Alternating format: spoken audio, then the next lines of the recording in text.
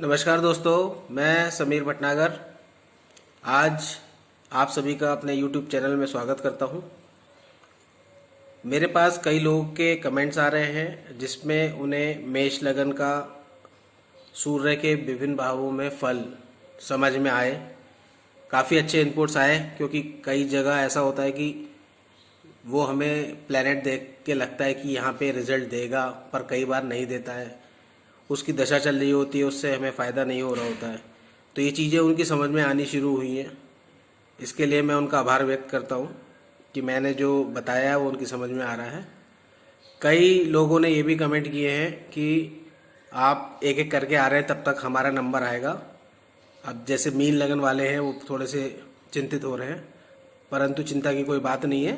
अब धीरे धीरे क्रम है, तो आज करते करते हम जल्दी से जल्दी कोशिश करेंगे कि जितनी जल्दी हम पहुंच जाएं। अब इस समय आज हमारा विषय रहेगा मिथुन लगन में। अब मिथुन लगन की हम बात करते हैं तो मिथुन लगन के जो स्वामी होते हैं वो बुध होते हैं, और बुध को राजकुमार की पदवी दी गई है ज्योतिष में। बुध को नपुंसक ग्रह भी माना गया है। और मिथुन लगन में सबसे अच्छी बात यह होती है कि ऐसे व्यक्ति जितने भी होते हैं उनका हमेशा एक सोच रहती है कि किसी तरीके से किसी भी चीज़ में लिप्त रहें, चाहे वो धन हो, चाहे वो नाम हो, प्रसिद्धि हो, लगन हो, शरीर हो, तो वो हमेशा अपने आप को अपग्रेड करके रहना चाहते हैं। इसी क्रम में हम आज मिथुन लगन में बात करेंगे सूर्य की। सूर्य इस कुंडली में पराक्रमेश होते हैं, तृतीयेश होते हैं। तृतीयेश पराक्रम को कहते हैं। और कोई भी कुंडली में बल तब आता है जब उस कुंडली से जुड़ी हुई चीज़ों में उस व्यक्ति द्वारा कितना पराक्रमी है ये देखा जाता है।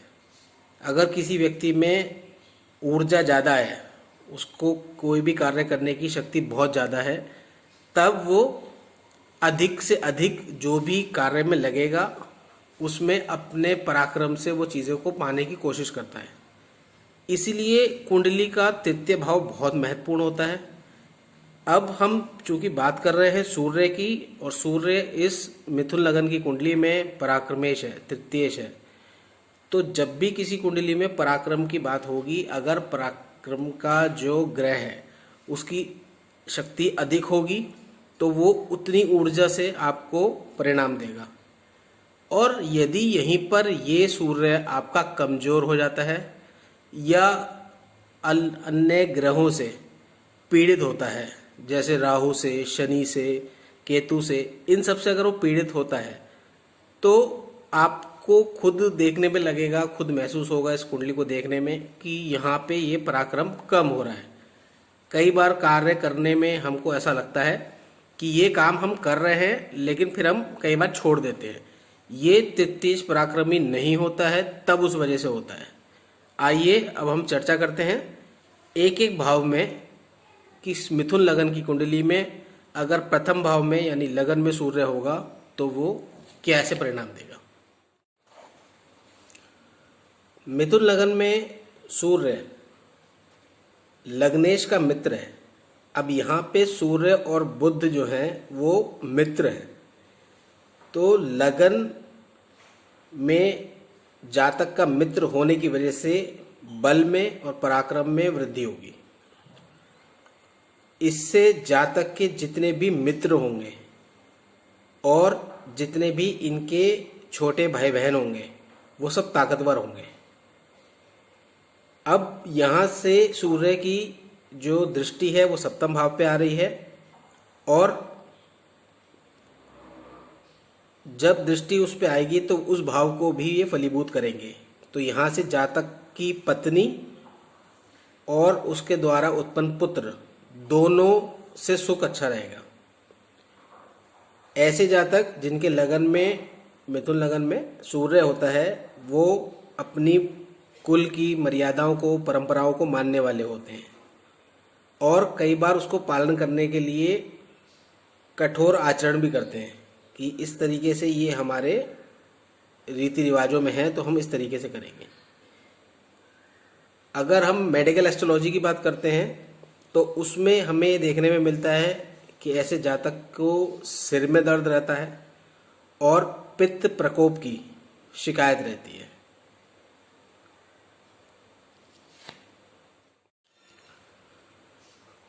द्वितीय भाव में मिथुन लगन में कर्क राशि आती है और कर्क राशि में सूर्य अगर बैठता है तो ये भाव जो है वो धन भाव है, वाणी भाव है, कुटुंब भाव है।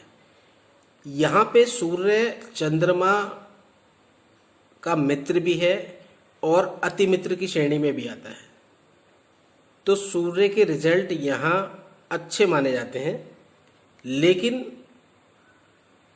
अच्छे होने के साथ साथ इसमें क्या होता है, क्योंकि सूर्य पराक्रमी है यहाँ पे इस कुंडली का, तो ये व्यक्ति की वाणी में तीव्र स्वभाव, जिसे कहते हैं कठोर वाणी, कई बार अपने गर्म स्वभाव की वजह से वो अपने से छोटे व्यक्तियों को काफ़ी परेशान भी करता है।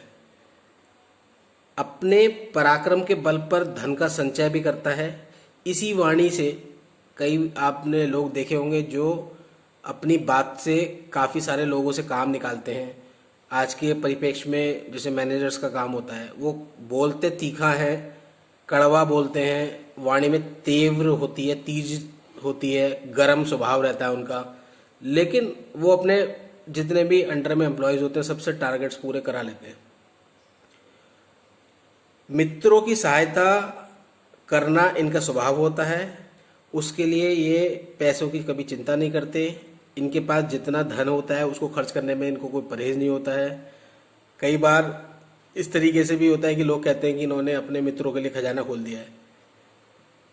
ये सारी चीज़ें इस सूर्य के परिप्रेक्ष्य में यहाँ पे मिलती हैं। कई बार इन्हें सूर्य कमज़ोर होता है यहाँ पे अगर स्थिति में, तो पारिवारिक विवाद होता है, जिससे इनका जीवन कई बार तनावपूर्ण रहता है। और यहाँ पे ये बात भी हमें ध्यान रखनी होगी कि ऐसे लोग अग्नि संबंधी कार्य जब भी करते हैं उनको लाभ मिलता है, लेकिन फिर इस बात को समझना जरूरी है कि यहाँ पर यदि सूर्य है जो कि इस कुंडली का पराक्रम भाव का स्वामी है, अगर वो कहीं कमज़ोर होगा तो वो स्थितियाँ परिवर्तित कर देगा।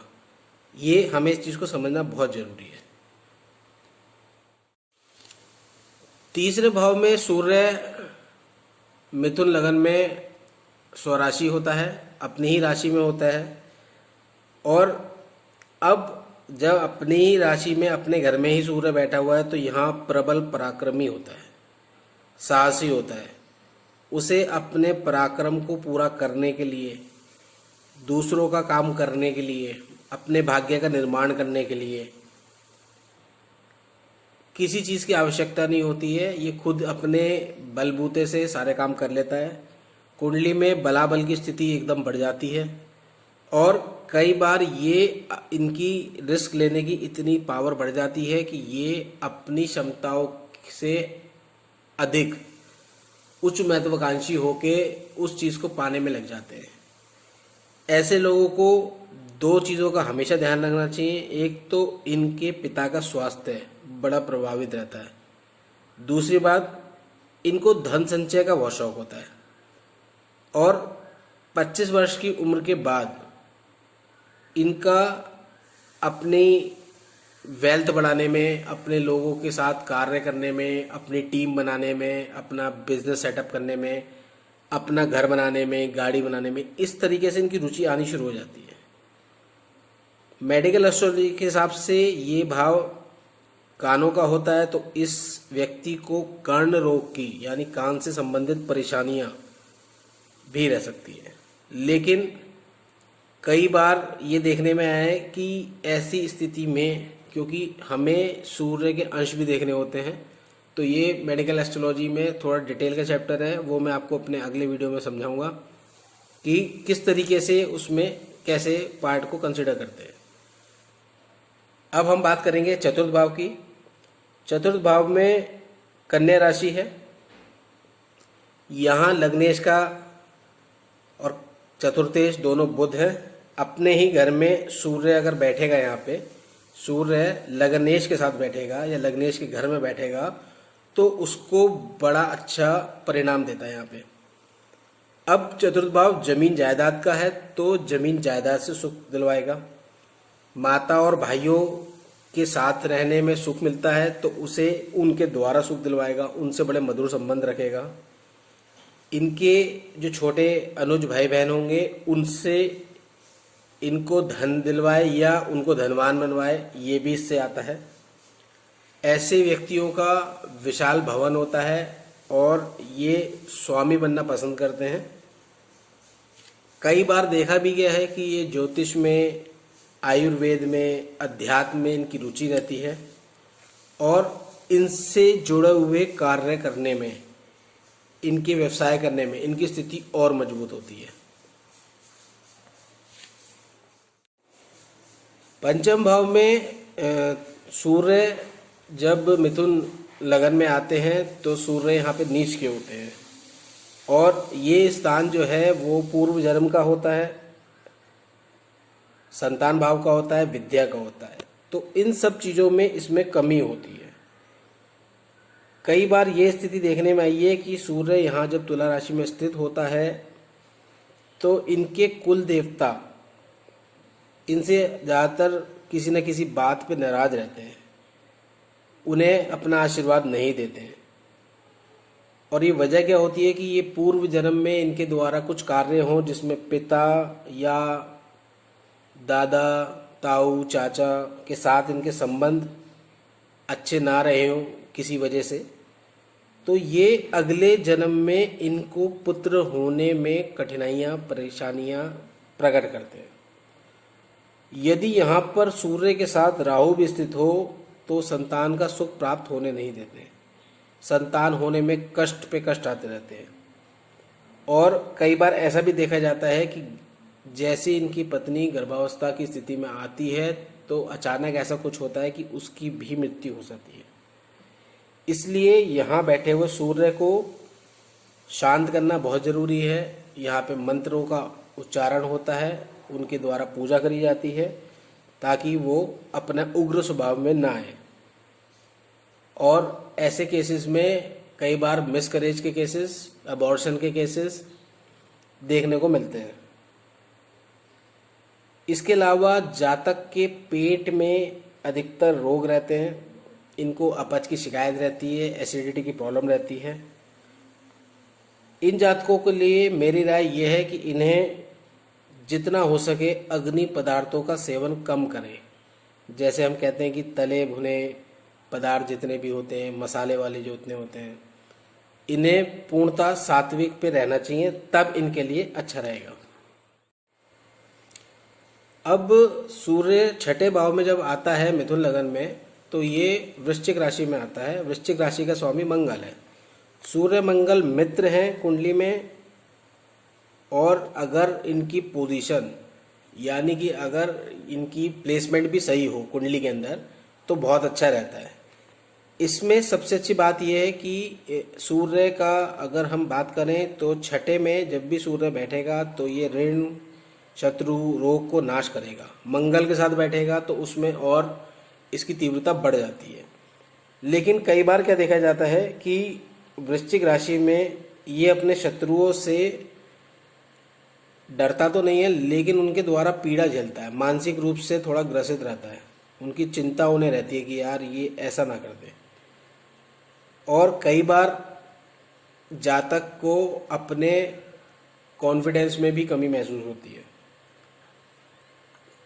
उसकी वजह क्या है कि कई बार लापरवाही का कार्य करते हैं। अपने निर्णय लेने में मित्रों से ये डिसीजन लेने की कोशिश करते हैं। मित्र जो भी होते हैं इनके, वो जो भी कारण इन्हें समझाएंगे वो उनकी समझ में नहीं आता है, जिसकी वजह से ये मित्रों को भी अपने से अलग कर देते हैं। लेकिन शुभता की तरफ कोशिश करते हैं। लेकिन कई बार क्या होता है कि ये अपनी वजह से अपने शत्रु को बढ़ा देते हैं।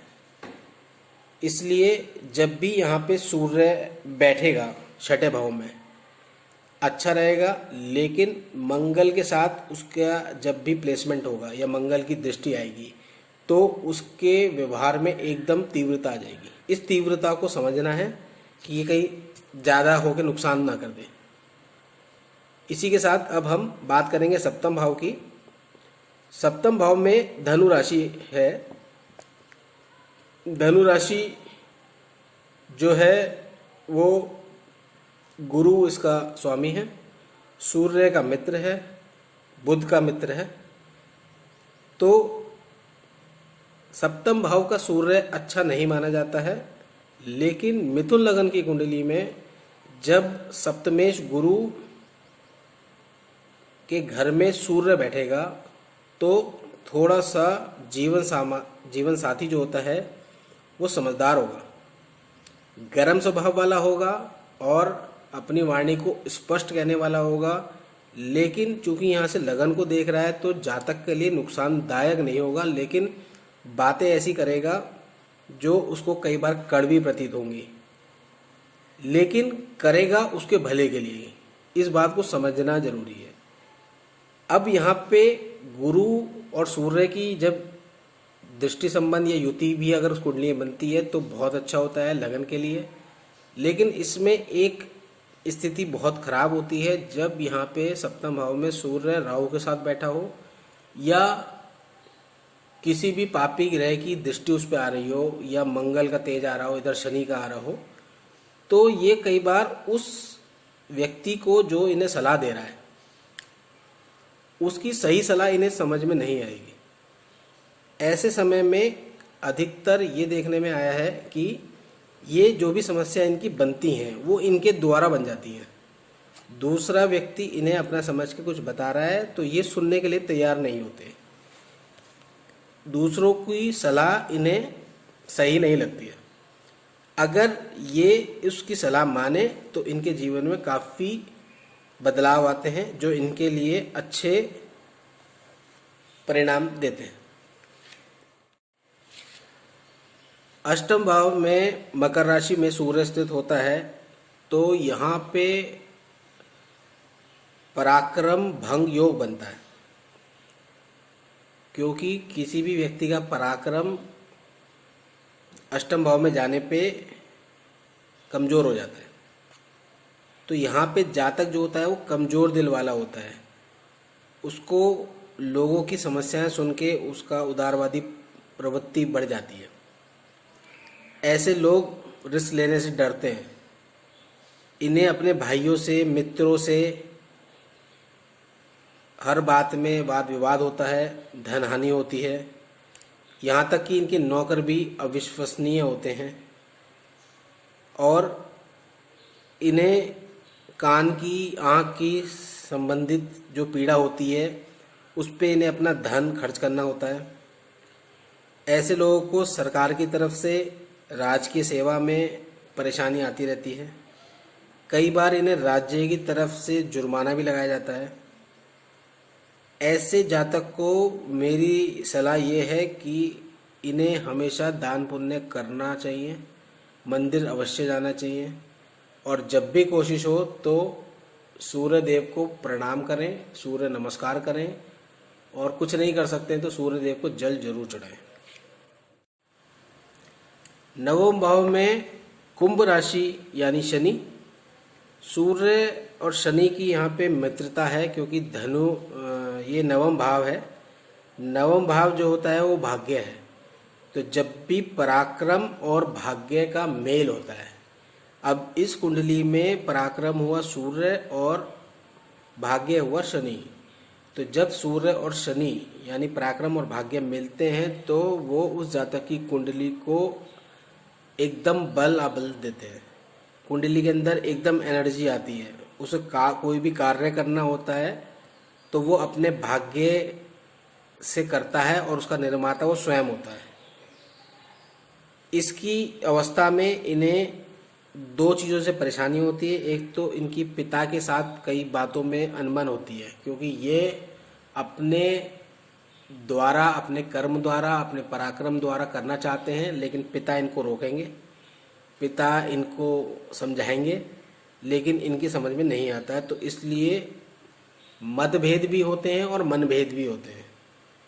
यहाँ पर बैठने के बाद सूर्य छोटे भाइयों का सुख प्राप्त नहीं होने देता है, और जातक जो भी होता है उसका परिवार विस्तृत होता है, लेकिन उसको परिवार में वो सम्मान नहीं मिलता है जितना उसको समाज में सम्मान मिलता है। जब समाज में मिलता है तब परिवार के लोग उसको प्राथमिकता देना शुरू करते हैं। लोग कहते हैं अच्छा ये व्यक्ति आपके यहाँ से है, या ये व्यक्ति के यहाँ से आप हैं। अब व्यक्तियों के संबंध में ऐसी चीज़ें सुनने में मिलती है।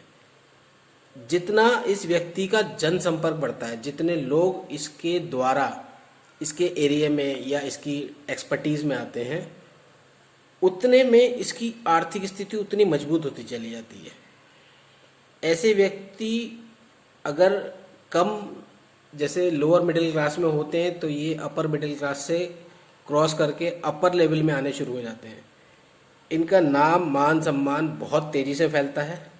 इनकी स्थिति इतनी मजबूत हो जाती है कि ऐसे व्यक्ति अपने जितने भी ये लोग परिवार में होते हैं उनमें एकदम ऊपर हो जाते हैं।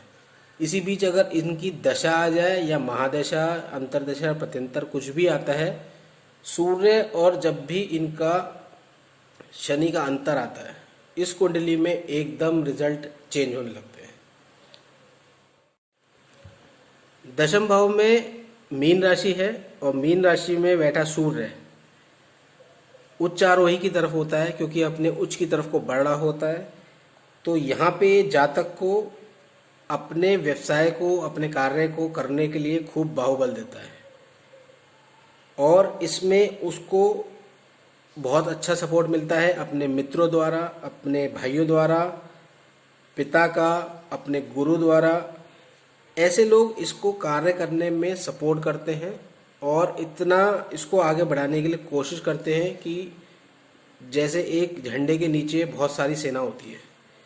तो इसका कई बार रोल इस तरीके से हो जाता है कि जैसे ये राजा हो, और ये राजा की तरह उन सबको लेता हुआ चलता है। इसके सारे कामों में जो भी व्यवधान आते हैं वो इन लोगों के द्वारा समाप्त किए जाते हैं, और इसको एक अलग प्रकाश आने लगता है। इसके कार्य में, व्यवसाय में एकदम प्रकाश आता है। ऐसे व्यक्ति को कई बार कार्य करते करते रुझान शुरू होता है आध्यात्मिक का, ज्योतिष का, लिखने का।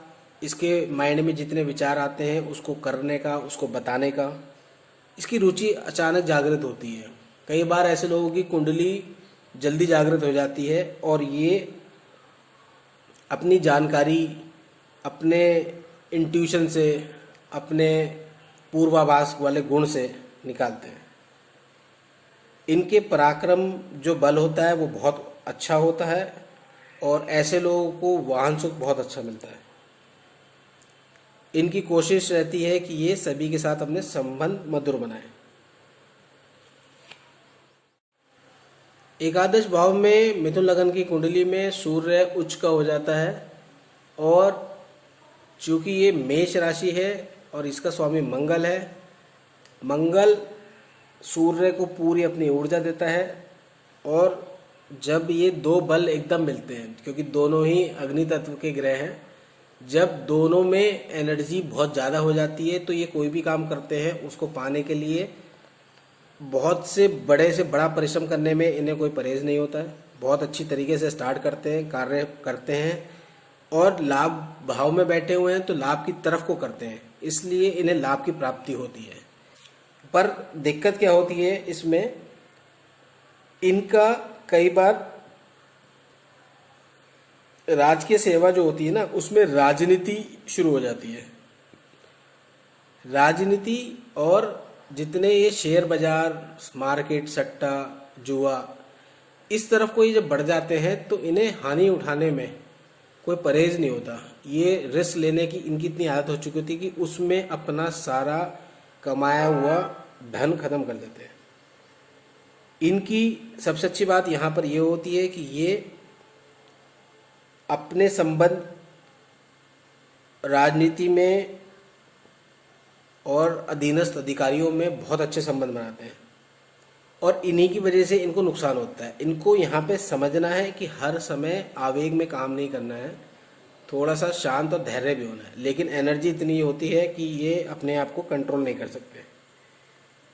यहाँ पर सूर्य उच्च का होता है और संतान भाव को देख रहा होता है, तो कई बार संतान प्राप्ति में विलंब रहता है, लेकिन इनके अपनी पत्नी के साथ संबंध हमेशा अच्छे रहते हैं और प्रेम समर्पण दोनों में होता है।